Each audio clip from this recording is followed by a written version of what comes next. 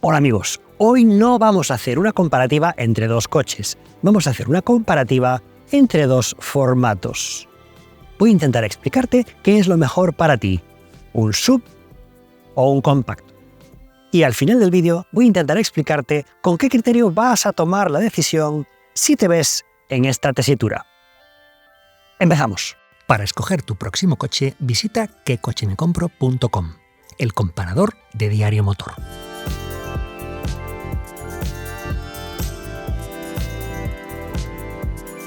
Para hacer esta comparativa, contamos con lo último de Mazda, un Mazda 3 y un Mazda CX-30 de 186 caballos con cambio manual, tracción delantera y acabado Nagisa.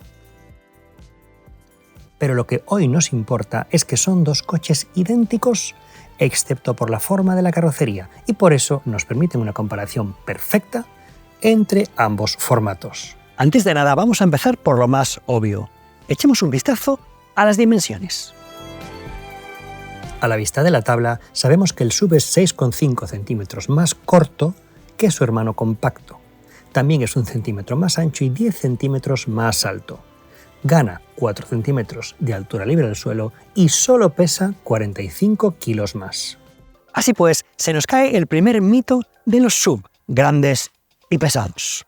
Como habéis visto, el Mazda CX-30 es un poco más alto, 10 centímetros más alto que su hermano compacto.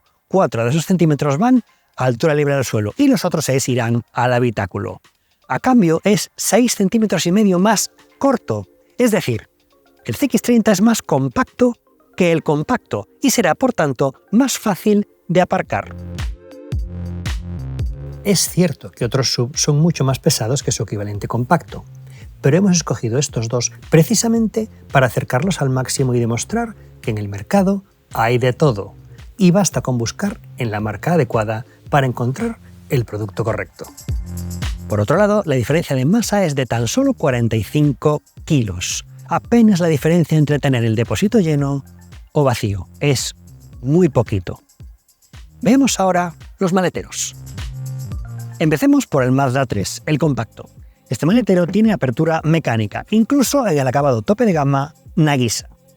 Contamos aquí con 334 litros de capacidad, un maletero más que correcto para 3 personas, pero algo justo para 4. Además, tiene un escalón de 20 centímetros entre la boca de carga y el fondo del maletero. Hemos situado una mochila de ordenador para que veáis la escala comparativa entre este maletero y el del CX-30.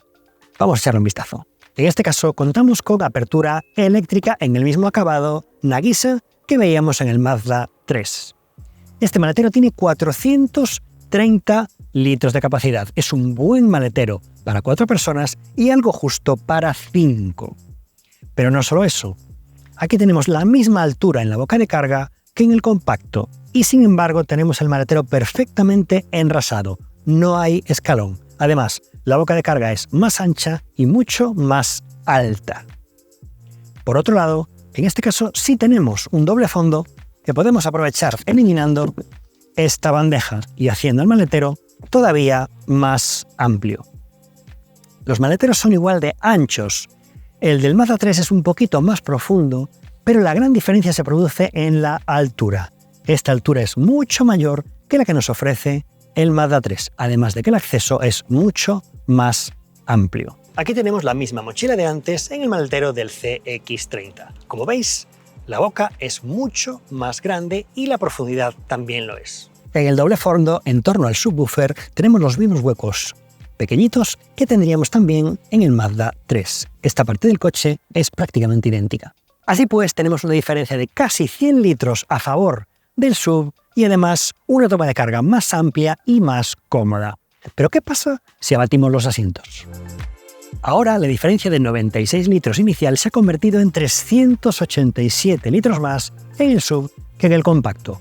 Los maleteros son igual de anchos y son igual de profundos, pero la altura de este coche y la forma de la carrocería en la parte posterior le dan mucho más volumen de carga en altura.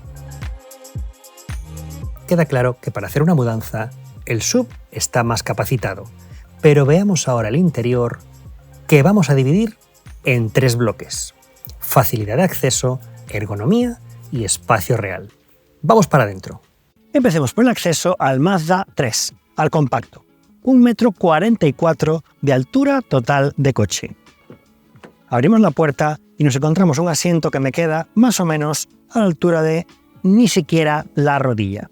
Para sentarme tengo que agacharme y dejarme caer dentro del coche. El acceso es relativamente cómodo, pero si tuviéramos aquí el bordillo de una acera, sería mucho más incómodo.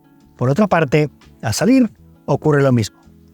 Solo me queda muy cerca y tengo que levantarme fuera del coche.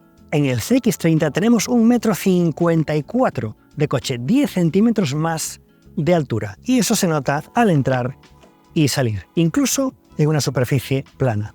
Si os fijáis, el asiento me queda ligeramente por encima de la rodilla, a la altura del principio del muslo, y para entrar la sensación de dejarme caer es mucho menor. El asiento está más alto a pesar de estar en la posición más baja que permite el coche, y como veis, entrar es muy sencillo. Al salir tenemos la misma sensación, el suelo queda un poquito más lejos y la postura y el esfuerzo es menor al entrar y salir.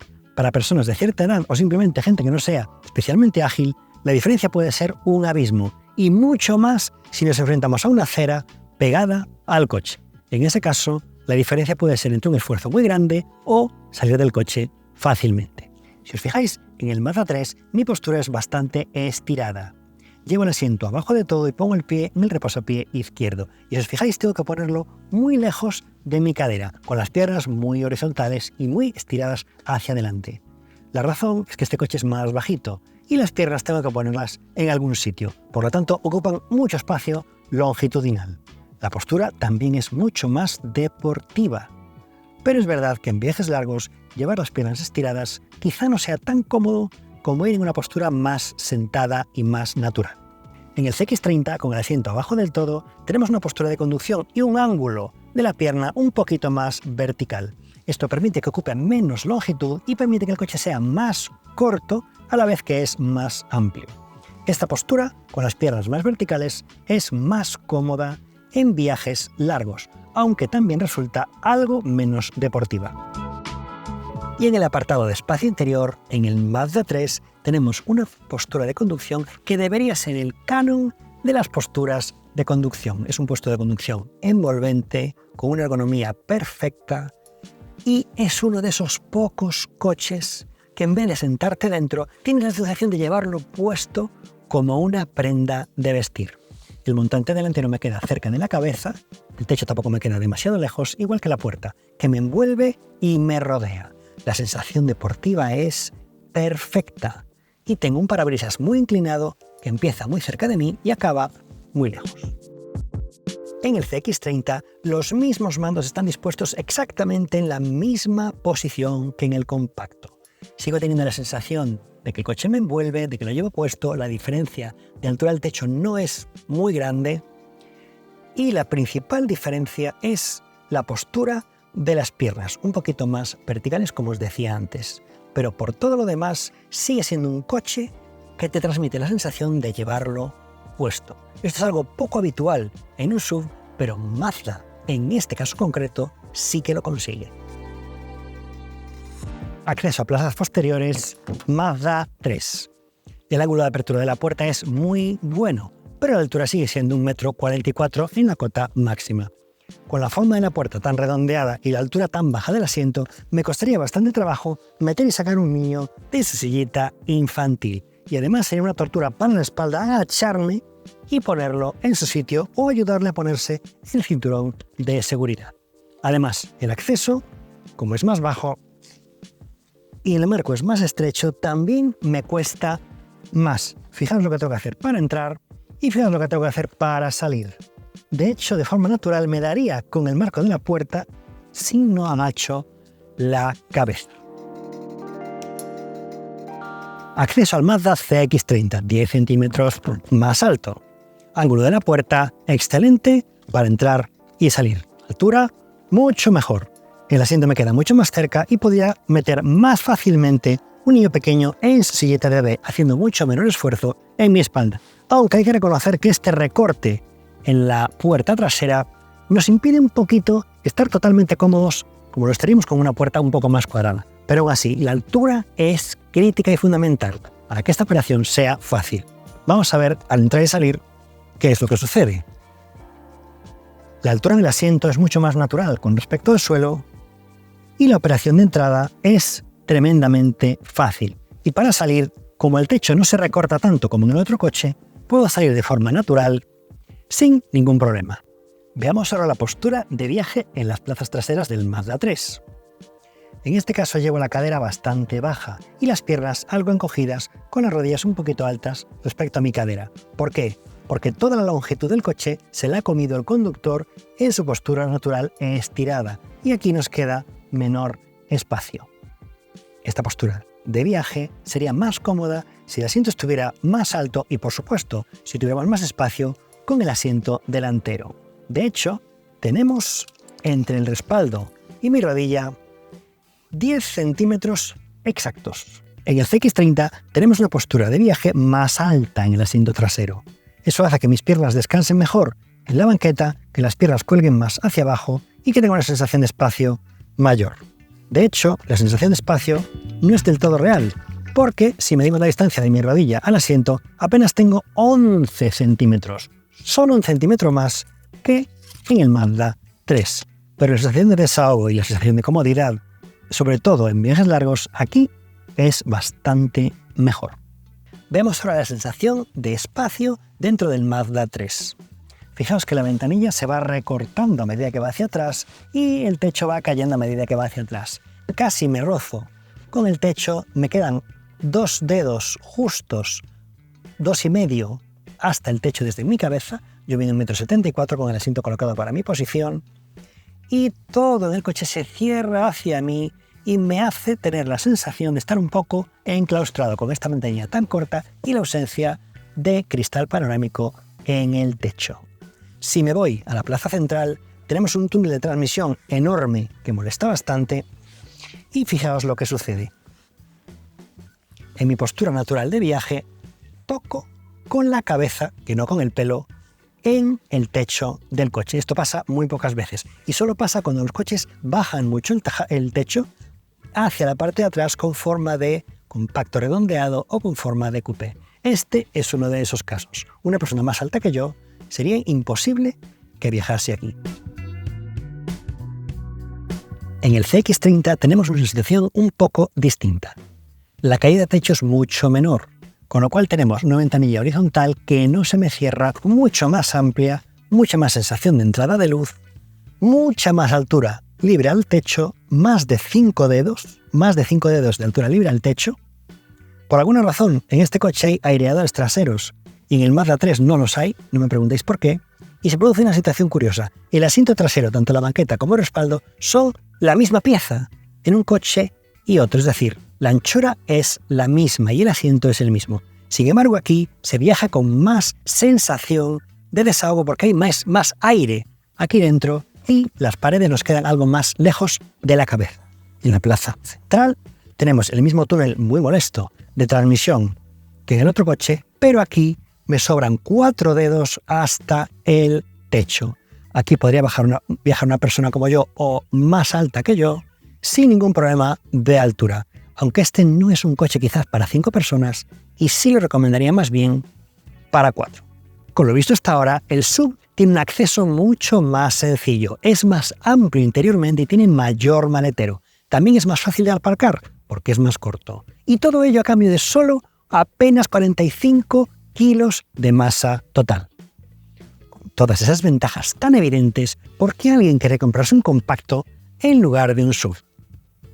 Pues por muchas otras razones. Vamos a darle la vuelta a la tortilla.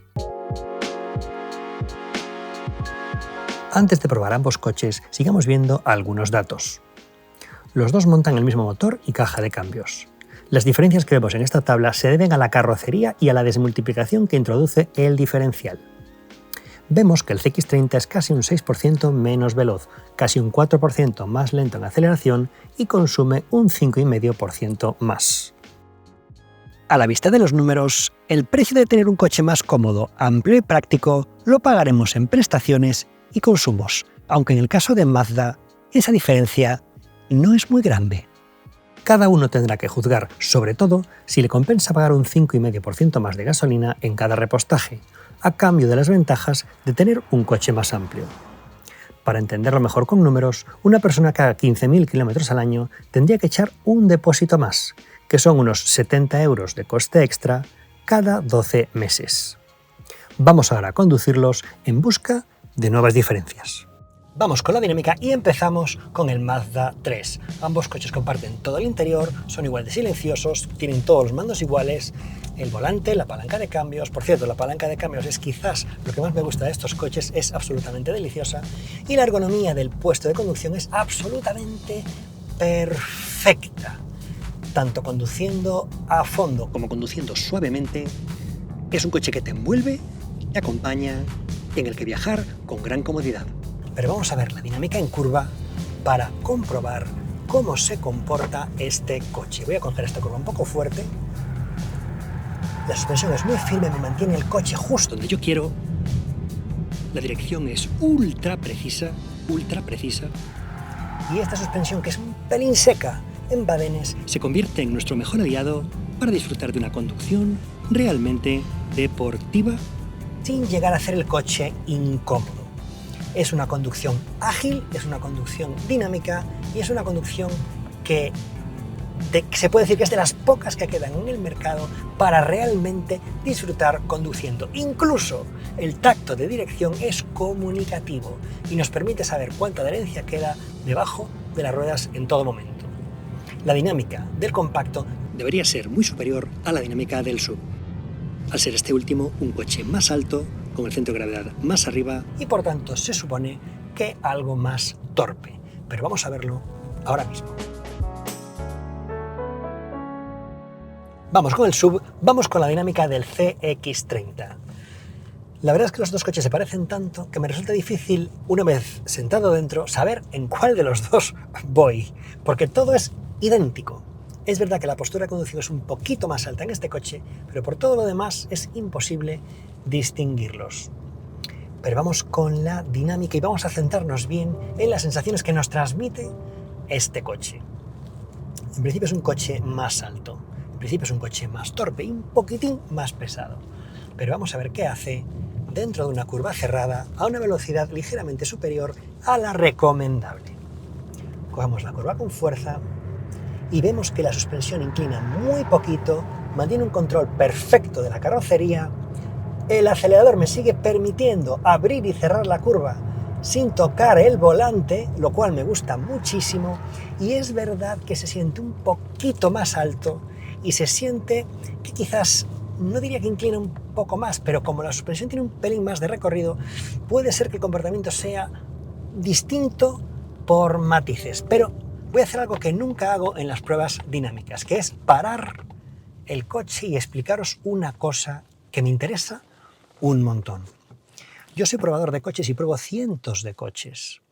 Me acabo de bajar de uno y subir inmediatamente al otro. Y solo en ese caso soy capaz de distinguir el comportamiento por ligeros matices entre un coche y otro. Ahora bien, un conductor normal que no pruebe cientos de coches al año es, en mi opinión, imposible que sea capaz de distinguir el comportamiento entre un coche y otro, porque son francamente parecidos, prácticamente idénticos. Solo la sensación de deportividad, de ir más abajo, te puede aportar un plus de sensaciones, pero el comportamiento de verdad del coche, yo diría que es idéntico. Es tan parecido que creo que incluso es demasiado parecido.